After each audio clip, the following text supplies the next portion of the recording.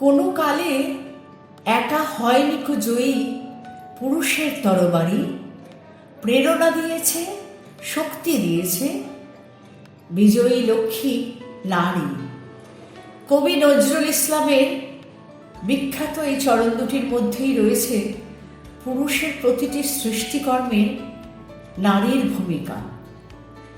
আজ আন্তর্জাতিক নারী দিবস, সেই উপলক্ষে আমি শরদিন্দু কর্মকারের লেখা নারী পাঠ করছি।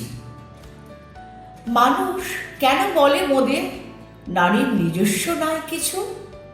আমি তো দেখি জগৎ চলে নারীর পিছু পিছু। বাপের ঘরে লক্ষ্মী আমি, স্বামীর ঘরে অন্নপূর্ণা, ছেলের ঘরে জননী আমি, আমি ছাড়া সংসার অসম্পূর্ণা। আমার থেকে আপন করতে আর কি কেউ পারে?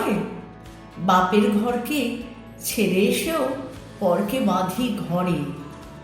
গোত্র থেকে গোত্রান্তর যদিও আমি হই, তবুও যেন জননী রূপে সকল দুঃখ সই। ভারত মাতা সেও নারী, নারী জগদ্ধাত্রী।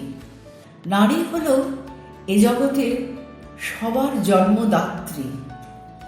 পুরুষতান্ত্রিক সমাজ তাই পুরুষকে বড় করে। জেনে রেখো, সেই পুরুষকেই নারী গর্ভে ধারণ করে। মহাকাল আমার পদতলে শায়িত চিরকাল, আমি ছাড়া এ জগৎ সংসার সবই হবে অচল।